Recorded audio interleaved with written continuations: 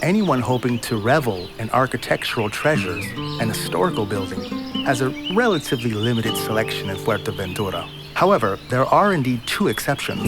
Today's trek will lead from the island of Pájara, over mountainous highlands in the center of the island, all the way to the very first town founded by the Spaniards in Fuerteventura. The destination, the historic town of Betancuria. Chapter 4, From the Second to the First.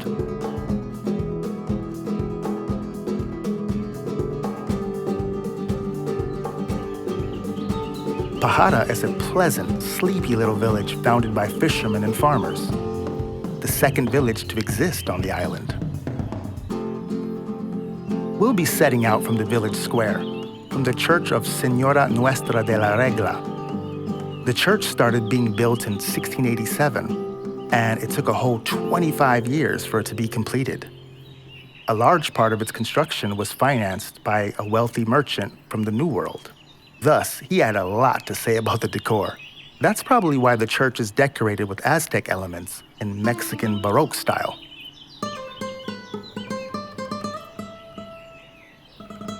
What should you bring with you? Food and drinks for the whole day, but we'll pass through 3 villages on the way where you can replenish supplies. This time, you really do need hiking shoes. And of course, sunscreen. Even though I keep emphasizing it, I'm sure you've noticed that I've managed to get a nice sunburn. The 17-kilometer-long hike will take us 6 hours, not including any stops, and we will ascend nearly 650 meters in elevation. As we'll later see, a t-shirt, a sweater, and a spring jacket will all come in handy.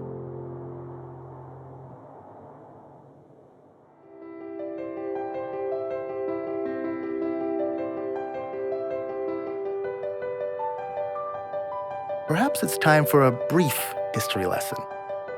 It appears that the Canary Islands were known to the Greeks, the Phoenicians, and the Romans. One of the names that they gave the island was Capraria, which means an abundance of goats. The island's bygone ruler, the Reyes, meaning the kings, were 2 men called Gise and Ayose, and they were brothers and mutual rivals. They had divided the island up into 2 variously sized parts. The tiny southern kingdom of Handia and the entire remainder, approximately 80%, the kingdom of Mashorata. They were separated by a wall at the most narrow section between today's La Pared and Costa Calma. The latest archaeological research shows that the division of the island may actually have been a bit more fair, but that's not all that important. The wall evidently wasn't especially massive and most likely only prevented livestock from running back and forth. There were only several hundred Guanches, as we call the original inhabitants, living on the island, and there simply weren't sufficient resources for any sort of patrols by the military. A lack of knowledge of technology, unfavorable natural conditions, and fratricidal fighting led to the absolute inability to defend their country against invaders. And thus, Jean de Betancourt comes onto the scene. He was a French merchant/pirate. He conquered Lanzarote, and then he pounced on Fuerteventura.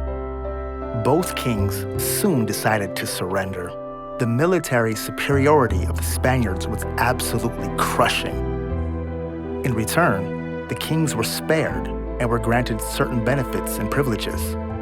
No need for illusions regarding the peaceful nature of the conquerors, but the process of conquering this island, or in this case, rather a process of occupying the island, did happen relatively smoothly. The fertile hills provided the new settlers with ideal conditions for agriculture and subsistence. Thanks to irrigation canals, the population prospered and the number of inhabitants grew. In the 18th century, as a result of droughts, Fuerteventura experienced several famines, and it became clear that achieving a livelihood on this island is not at all that simple. Fuerteventura suffers from a lack of precipitation. It has no high mountain range, unlike the other Canary Islands, with the exception of Lanzarote, which has even fewer mountainous areas. The clouds have nothing to break them up, and thus they usually just float on by without leaving rain. The original inhabitants knew a thing or two about that as well. Their economy was built primarily upon raising livestock. Growing crops didn't provide much opportunity to create a livelihood. However, according to records, we know that the island looked a bit different at that time. It was covered in forests, at least around the valleys.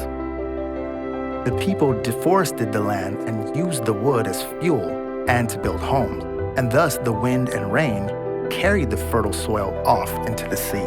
Fuerteventura and its ecosystem have always been very vulnerable. Today's farmers utilize wells, as well as several artificial lakes, serving as water reservoirs.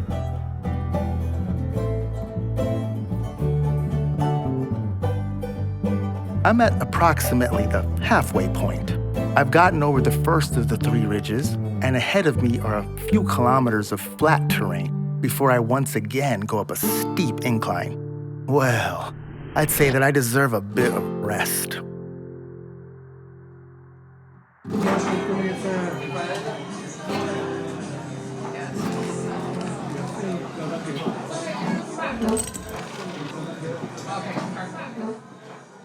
Cheers!